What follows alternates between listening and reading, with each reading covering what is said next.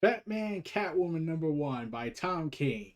So this is the culmination piece of Tom King's run on Batman had he been allowed to end his issue after 100 issues. But they instead told him, nah, we're done with you with 85. We're going to give it to James Tyrion and to run with, so let's go with that. And he was given an alternative to do his own story and this time be his massive epilogue. Originally, it was going to fit in continuity to the wider reaches of the DC universe, but when DC's continuity went completely out the window before Death Metal, they instead opted, okay, we can't tell this story. James Tyrion's going his direction. Tom King has his own direction. We can't do this story. So everything that happened in there has to be changed. So either change the story to fit the DC universe or DC Black Label it, where it's not canon, essentially. And yeah, there is one major problem with this because Doomsday Clock is probably the one of the stories that is connected to this because they mention how Batman has a daughter in the Dr. Manhattan vision of the future where Batman has a daughter. Uh yeah. Yeah. Yeah, this was not a good. This was a complete disaster in terms of continuity structure, because now it's like this story fits in with Geoff Johns' version of the DCU, but it doesn't fit the rest of the DCU, which is no longer tied to Geoff Johns because Dan DiDio wanted to go his way. So we don't have any consistent vision. But DiDio's gone, so we can move forward with a new direction. So let's move on to issue 1 of Batman Catwoman. Yeah, that's the title, Batman Catwoman. This is supposed to be a dash, but they wanted to make a fancy title logo. Issue 1, Chapter 1, Silent Night. Written by Tom King, and art and cover artist is cover artist and artwork is done by Clay Mann, who's an awesome artist. Because for all the problems with Heroes in Crisis, God, God, that's sorry. You can at least say, well, there's beautiful paintings of Clay Mann's artwork in there. And the colorist, I can't pronounce his name, so I'm not even gonna try to. So I got the standard version. Not I didn't get any of the variants because I just love Clay Mann's artwork more, which is saying. But we'll probably have that changed later down the road. So we see a small little clock compartment opening with the Phantasm mask and Silent Night. Yeah, Phantasm, the character uh from Batman, the Mask of Phantasm. That is the story that's being told in the DCU now, because now they're saying that Phantasm is in fact canon now in the DC Universe comics. Finally, I just wonder what took so long. It took what, less than a year or so for Harley Quinn to be brought into the DC Universe for No Man's Land. It took what, over 20 years for Phantasm, who was a pretty popular character for fans, and it took that long for them to finally say, "Hey, do you think we could bring her into the DC Universe?" Okay, yeah. So we cut to, well, you would expect the Silent Night song to be around Christmas. Nope, it's instead in a sunny area, which looks to be California, though it doesn't really say, and you get this music playing. Silent night, holy night, all is calm, all is bright, round von Virgin Mother and Child, holy infant, so tender and mild, sleep in heavenly peace. Sleep in heavenly peace. And we see an older Selina Kyle driving across the bridge with her cat in her lap. Then we suddenly out of nowhere cut to Andrea, I can't pronounce her name, the person who will become Phantasm again, shows up out of nowhere. Like it just randomly transitions to a to a different timeline, and where she is saying, "Thank you for seeing me, Bruce." Of course. Yeah, it's the Wayne Manor and it's Christmas. Wait, what? Yeah, this is the biggest problem with this book, and it's probably going to be around for 12 issue for the rest of the series. There are 3 timelines in this. There's the early days of Batman and Catwoman. There's the post City of Bane and Tom King's world of Batman. And then there's the future that Tom King has in mind.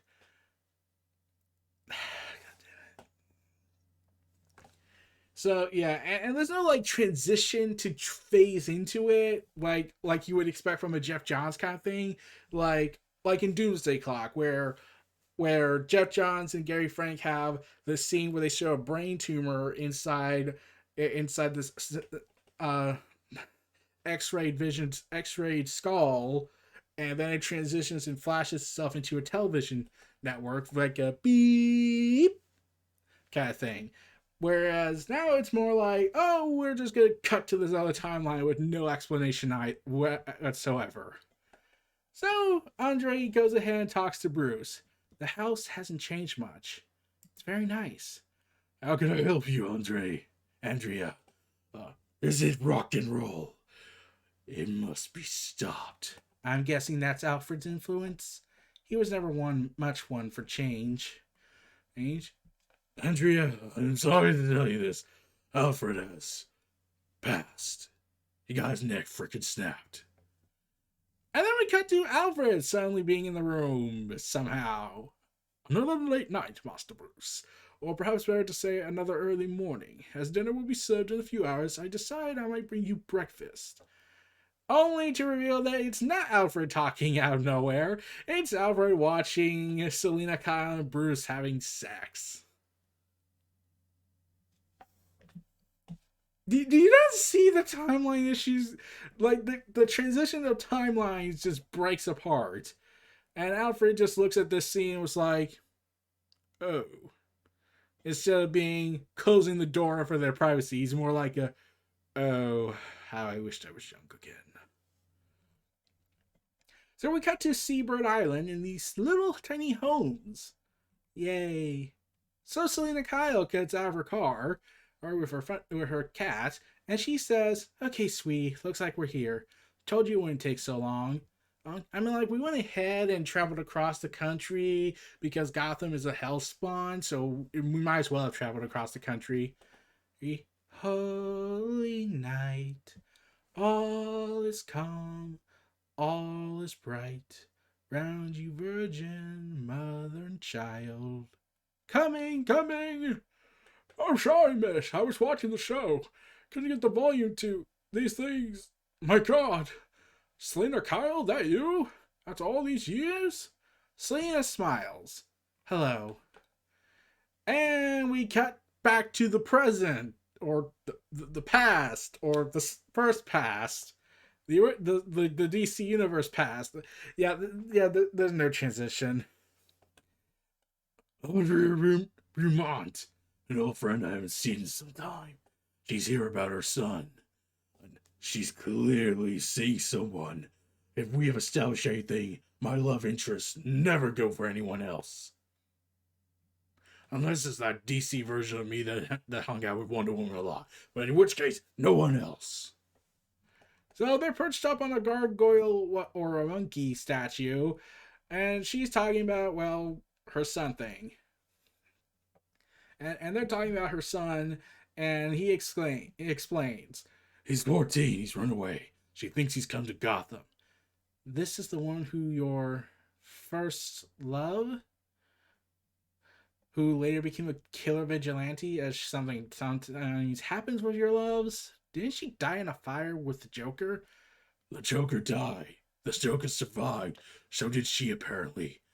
Yeah, it's kind of a complicated thing. We probably did a storyline where I revealed that I saved the Joker's life because he's more important to me than anything else in the universe, even if he nuked an entire city. I mean, like, that would be stupid if it turned out that I was the reason why that happened, because I gave Joker the idea. Right? It definitely was not in some like other universe where it's an Injustice comic prequel, right? It wasn't because Joker wanted to do easy mode. He clearly wanted to get upstage me because I told him that Superman was incorruptible, right? Because then I would be inadvertently more so responsible for the deaths of hundreds of millions of people and the thousands and millions more that died. She's been hiding for years, afraid of the Joker. Yeah, because we all know Batman will never stop caring about anyone else but the Joker. Came out to find came out of it to find her boy. And how? And now? Kid lost in the sea, no resources, no one to help him. I thought you might know where to start looking. And then we cut away from that to see them making out. God damn it. See, again, there is no transition. 1 minute they're flying through the city, jumping through buildings, and then all of a sudden they're making out. I have to go. Oh, I must go ahead and save the day. I cannot be with my love. The city awaits. The Joker broke out of, I have to, and he presumes to make out with Selina again. Cat, you have to go. I do. And they make out again because Batman can't keep it in his pants. Even if so, yeah, I'm pretty sure Joker found out about this and was really pissed off to realize Batman was cheating on him. These are your grandkids? Oh, we cut back to the future because the timeline has to be as broken as DC's. Oh yeah, that's Nathan and his family. It's the twins' birthday this week. Got to remember to call. I tried to sing to all of them. There's another one of Berthany and her three on the counter there. How about you? He goes to sit down as he smiles. You must have some of your own by now. How's Helena? She's dating a very nice woman. A doctor. We all had dinner. Ah, so Helena Wayne is a lesbian. Got it. Yeah, I don't care. I'm just glad they keep it natural and like just go ahead and say, oh, by the way, she's this, so we're not gonna make an overtly big deal about it. Like a lot of media tends to do for some reason, or people make it way overblown. They just say we just come off like it's just a natural thing. But with everything, I don't know if it's gonna work out. There have been a few others I had high hopes for. Yeah, well, that's the problem with our chosen profession, isn't it? All about running around about at night, hard to find what we're looking for. I don't know. I think we did all right. I mean, we went ahead, made out on rooftops, had sex in my first issue in the New 52 era. I going ahead and had more sex on a rooftop. Then I got drunk when I was pregnant, and we threw the bottle in the river. And then I went ahead and acted like a cartoon character when Bruce just smiled at me when I realized I was pregnant. I think we did all right. Suppose that's true enough. Suppose we did pretty good. My, it's so good to see you. And then we transition out of that. Not really transition, that's hilarious. We just cut away from that to what it looks to be like the guy she's talking to. Yes, yes, I remember you. It seems like yesterday, the lovely little girl with all her kittens.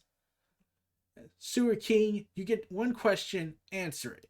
Andrew Beaumont, 14 years old. Where? I missed you, kitty girl. Wherever did you go? You know something? That's not an answer.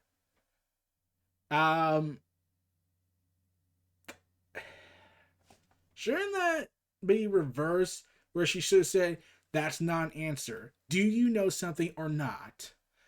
But yeah, he doesn't even, that's not, yeah, that's an issue. Then yeah, and then he starts rhyming, and yeah, he definitely looks like the guy. The Sewer King does look like the guy in the future timeline. And he just rhymes. Lyle, Kyle, Nilo, Nyla, Pila, Argla. Agla. My beloveds, eat them. How dare you, girl? What were you when what were you when I found you? Lost, starving, dying, who protected you from the city, from the filth, who taught you a trade, how to live. What would you be without me, girl? Another dead cat. Yeah, so this leads into a battle out of nowhere, and Bruce and Selina escape after Selina kicks a crocodile. Well, and we cut away from that to Selina robbing someone in the past of the pre-New 52. She's preparing to steal some jewelry from a sleeping guy. Then the lights turn on and she just says, "What? Oh, you." Revealing Mafia Joker. Yeah, it's just one of those days. "Hello, darling. I thought I might find you here. Are you having fun?" And Jimmy the Lion, enforcer for the Bertinellis. Such a bad man with such a refined taste in jewelry. You had to. "What do you want from me? I got bored. You took so long. I'm not perfect." "Yes, well, who is? How about this? Last week, Batman hit me in the neck so hard, my doctor says I may never speak again. Imagine if I never spoke again. But I'm still talking. Wait, what?" And also, I almost wanted to say this. This Joker goes and fawns over this and says, "Oh, this was the most romantic punch he's ever given me.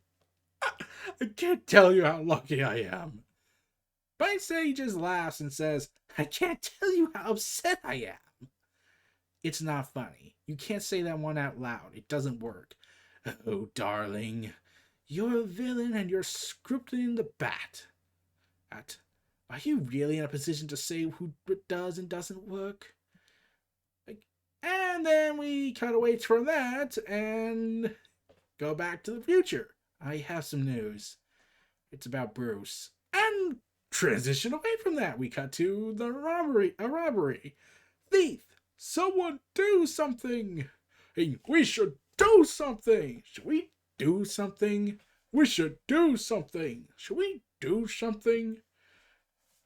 So Catwoman traps a robber and ties him up by the leg with her, and Batman ties up her, and then uses the grappling gun of Batman to tie him up by his leg.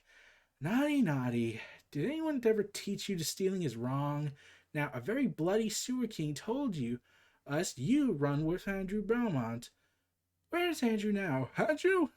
No, we don't. He's no good. I don't see him. Not no more." What? It like I get he's panicking, but that just sounded too way too weird. Where? I don't know. I don't know. He was living with a guy in a tent under Wayne Bridge. Last I saw, I wanted to do some more with him, but he couldn't leave. He wouldn't leave. Guy said he could hook him up. Hook him up with what? With his dad.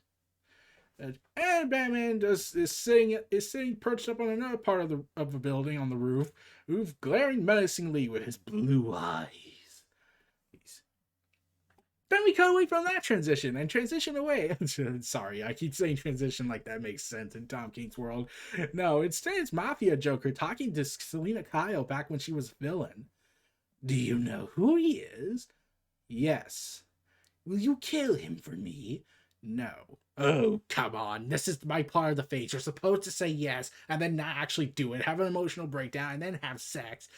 But then you're thinking about me, so it will look like I'm thinking about him. Stop ruining my fun. I should get going. I'm already late, and he's, well, you know, him. If nothing else, he's very punctual." "You know, darling, this isn't who you are." "No. And who am I?" "You? That's easy. You're fun." He got sick. We did everything, you know him. But there was no the whole family was there. I told him I loved him and he was gone. And the sewer king guy breaks down crying. Oh god. Then we cut away from that and cut to Wayne Bridge, where Batman and Selina Kyle and Catwoman go ahead under the bridge and find the dead Andrea Beaumont, 14 years old, Todd with Joker Gap, that was clearly killed by the Joker.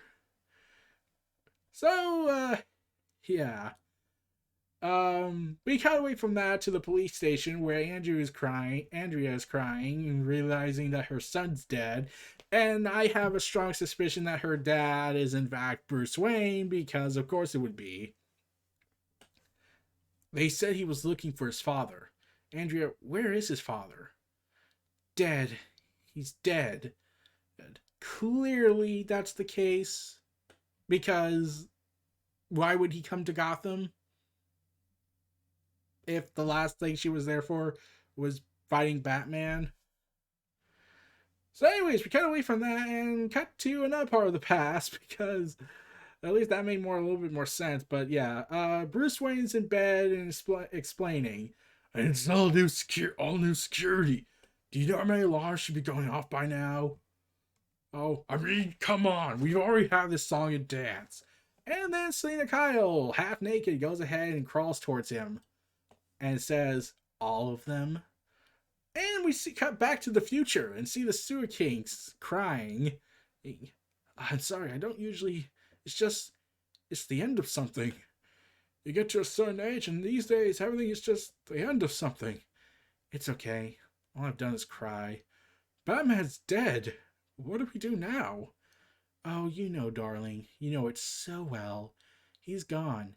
He can't stop me. For what you did. For Andrea. I finally get to kill you." The Sewer King takes off his mask and takes off his wig, and starts chuckling. Revealing the Joker! Wait, what? So, let's see if I get this straight. The Joker retired from villainy and became a suburban dad, and no one ever connected the dots. Wait, is this supposed to be referencing Harley Quinn, but whereas then that one Joker is publicly known as the Joker, whereas he's in disguise? I'm confused. So, wait, but isn't Joker like always gonna be that guy that only will stop if Batman's dead, or if Batman stops, and if Batman stops him, then he'll retire because Joker's dead and they can't live without the other for some reason? Then we cut away from the grotesque murdering incident and of the future and cut back to the present past, where Victoria Belmont's grave has been defiled, revealing the Phantasm in the cast coffin. And our comic ends with Andrea Beaumont staring blankly into the outside the window in her building, sitting down as music plays. "Silent night, holy night, all is calm, all is bright. Round one virgin, mother and child, holy infant, so tender and mild, sleep in heavenly peace, sleep in heavenly peace." To be continued. So that's where the comic ends. Oh god, spin on the camera. Oh god. Oh god. This is what I get for singing. Okay. I'll fix that afterward. So yeah, this was Batman and Catwoman #1. The most weirdest story I've ever read. And I've read Grant Morrison books, which is telling. Like, they really need to work on transitioning stuff, because I was completely lost at times. Like, one minute it's the present, then it's the past, then it's suddenly the future, and it's not really a smoother transition. It's just more like cut there, and then we cut to this. It's like it's a very sloppily edited way to go about it. Like, that's what we like. Usually when it comes to comics, there's usually a way to transition, like it's a film. But this was just more like, we cut to this place, and then we cut to this place, and then Batman and Catwoman have sex, because of course they do. So, yeah. The artwork is phenomenal. I really love Clay Mann's artwork, and the colorist is just great with this. with this guy. But yeah. But the ending to this is Andrea Beaumont realizes, oh, her boy's dead, and now she's out for revenge. And considering what they keep suggesting, it seems like Joker finally killed her. So this is a 12-issue series that just got solved in one, maybe 2 issues at best. Oh man. Yeah. So yeah, you could make the argument, oh, we still gotta get to the whole Helena Wayne thing.